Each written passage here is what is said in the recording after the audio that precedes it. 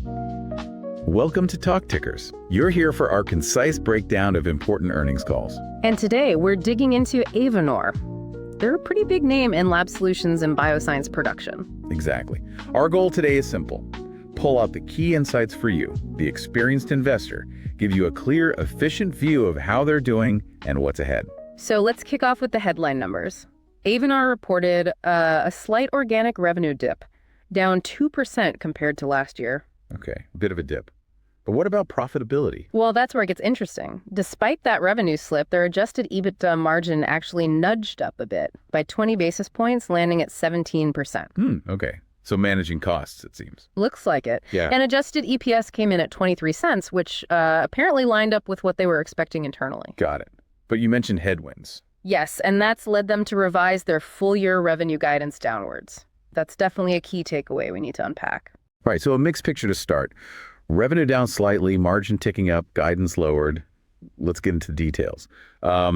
Anything major happening internally? Big news on the leadership front, actually. Avantor announced a CEO transition is underway. Oh, interesting. So the current CEO is stepping down. Yes, but only once they find a successor. They're looking for someone with a strong track record in, growth and value creation. Then the current team, what's the message during this change? The message is focus. They're emphasizing continuity, accelerating growth, strengthening the business as usual while the search happens, essentially. Okay, something to watch. Now let's break down the performance by segment. Lab solutions and bioscience production. Sounds like they had different stories. Very different, yeah. Lab Solutions saw a 3% organic revenue decline. What drove that? A few things, really. First, there's this cautious feeling in education and government markets. Think policy changes, hitting capital spending, lab activity slowing down. And how significant is that education piece? Well, U.S. higher education is about 5% of their total enterprise revenue. So, yeah, a slowdown there is felt. Okay, what else? Second, and this is a big one, funding for bench-stage biotech companies dropped significantly, like 40%. Wow, 40%. Yeah, and that weakens demand from biopharma customers. That market's about 10% of the lab business. Right. And the third factor? Just increased competition. Seems they lost some volume at certain customer accounts because of it, so definitely a tougher environment for lab solutions right now. Understood. So how did bioscience production compare? You said it was different. It was basically flat on organic revenue, but the story within the segment is mixed. Okay, break it down. So bioprocessing makes up about 2/3 of that segment. That part actually saw low single-digit growth. What was driving that growth? Strong performance in process ingredients, excipients, and they saw double-digit growth in their single-use offerings, like Masterflex. But that only got them to flat overall. Right, because that growth was offset by lower demand for their controlled environment consumables. And those are usually pretty steady. Yeah, typically a mid to high single-digit grower for them. Important stuff for clean room integrity. So that dip is notable. Any bright spots within bioscience production? Well, their own proprietary products did better than third-party stuff for the second quarter running. And maybe more importantly, order intake in bioprocessing is still strong. That suggests the market recovery there might still have legs. Okay, so despite those revenue challenges, particularly in lab solutions, the overall adjusted EBITDA margin still went up slightly. You mentioned cost savings. Exactly. That 20 basis point improvement is really down to their ongoing multi-year cost transformation initiative. It seems those efforts are gaining traction. And I heard they might be doing even better than planned on that front. They are. They're actually exceeding their own expectations. The original goal was $300 million in run rate gross savings by the end of 2026. But now? Now they think they'll hit roughly $400 million by the end of 2027. That's a pretty significant jump. It is. They finished 2024 having already banked $130 million in savings with an exit run rate of $165 million. And for 2025? They expect another $75 million in savings this year, and they plan to exit 2025 with over $250 million in run rate savings locked in.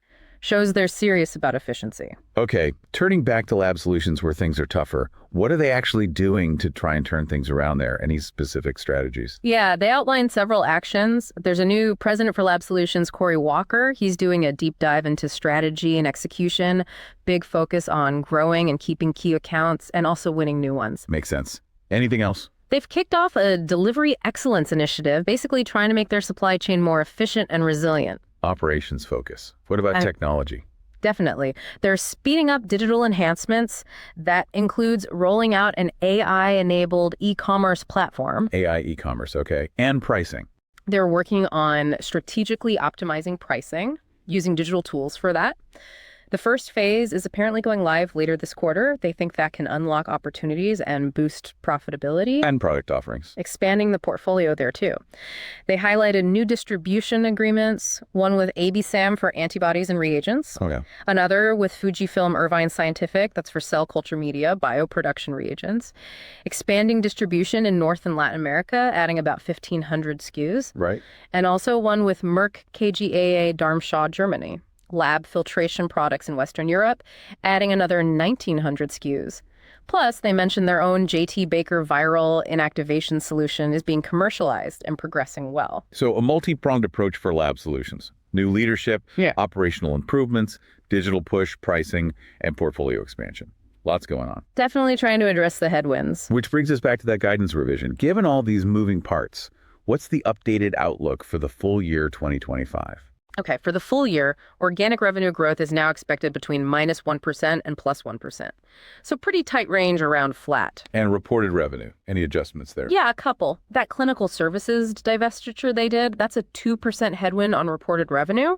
But foreign exchange is now expected to be a 1% tailwind, which is a flip from before. So putting that all together. Reported revenue is expected to be down 2% to flat for the year. And how does that break down by segment? Lab Solutions is expected to be minus low single digits to flat. Bioscience Production, though, still expected to grow mid-single digits. Even with the consumable headwinds. Yeah, they specifically called out that bioprocessing within that segment is also pegged at mid-single digit growth, suggesting strength there is offsetting the consumable weakness for the segment overall. Okay. What about margins and earnings? Adjusted EBITDA guidance was lowered slightly by 50 basis points. The new range is 17.5% to 18.5%. But EPS and cash flow? Interestingly, those remain unchanged. Adjusted EPS still guided at $1.00 to $1.20, and free cash flow at $650 million to $700 million. Huh. So cost savings may be offsetting the slightly lower margin outlook on the bottom line. It's plausible, yeah. They also gave some Q2 specifics. Oh, yeah. What's the near term look like? For Q2 2025, they expect organic revenue flat to modestly up. The clinical divestiture is a 3% headwind in Q2, FX a 1.5% tailwind. So reported revenue looks like flat to modestly down. And segments for Q2. Lab Solutions flat to modestly down. Bioscience Production up mid-single digits again. And they expect a modest sequential step up in EBITDA margin into the mid-17s. Got it. One last thing, lots of people are watching tariffs. Any impact there? Global trade worries. They address that. They estimate about 2% of their cost of goods sold, their COGS, has exposure to China tariffs. Okay, 2%. How significant is that in dollar terms? They said it represents their biggest tariff risk, but it's less than $100 million exposure. And is that factored into guidance? They've factored in a modest demand reduction in China. But beyond that, no major new tariff assumptions are built in. But they're prepared if things change.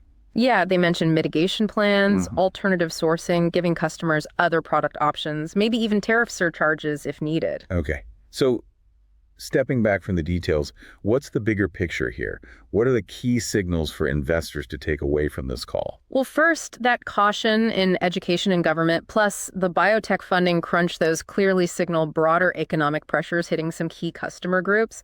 That's definitely a headwind to watch. But the cost management is a positive. Absolutely. Their proactive cost cutting, especially with the expanded transformation plan, is a real strength right now.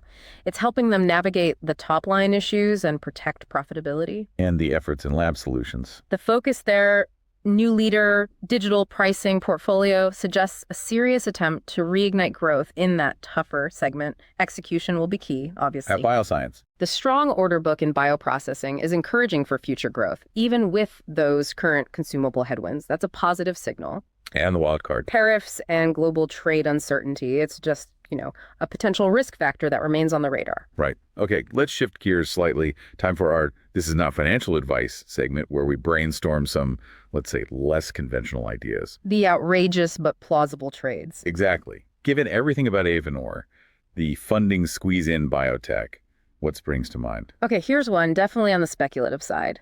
Given that big pullback in biotech funding hitting Avantor's lab business, what about a long position in a carefully selected basket of really beaten down bench stage biotech companies? Okay, why? The rationale is look for companies with genuinely promising, maybe even groundbreaking early stage clinical data in areas with huge unmet needs. While public funding is tight now, a major positive data release could still attract significant VC money or even an acquisition bid from big pharma, potentially leading to outsized returns. Very high risk, high reward. Depends entirely on clinical success and finding those needles in the haystack. Totally speculative, requires deep science diligence, and it's likely illiquid, but plausible if the science pans out for a select few. All right, bold idea. Anything else, maybe slightly different angle? Another thought, perhaps building more directly on Avantor's actions. They're aggressively cutting costs, aiming for huge savings, right? Right, streamlining operations. So maybe consider a long position in a supplier to Avantor, specifically one whose products or services might see increased demand because Avantor is streamlining or potentially outsourcing more non-core stuff. Interesting. So riding their coattails indirectly. Kind of. You'd need to do some serious digging into their supply chain and figure out who might benefit from Avantor's efficiency drive. But if you could identify a vendor poised to gain from Avantor's cost cutting, that could be an alternative, though still speculative, way to play the situation. Intriguing angles.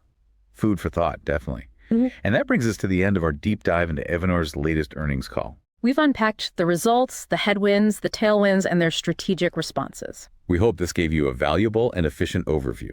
So what stood out most to you in all this? We definitely encourage you to check out Avantor's own investor materials and think about how these insights mesh with your own investment outlook. And here's a final thought to leave you with. In this kind of dynamic market, companies that can really tighten their belts on costs while still making smart strategic bets on future growth might just be the ones best positioned. Keep an eye on Avantor's execution, how they navigate these challenges and push forward with their turnaround plans.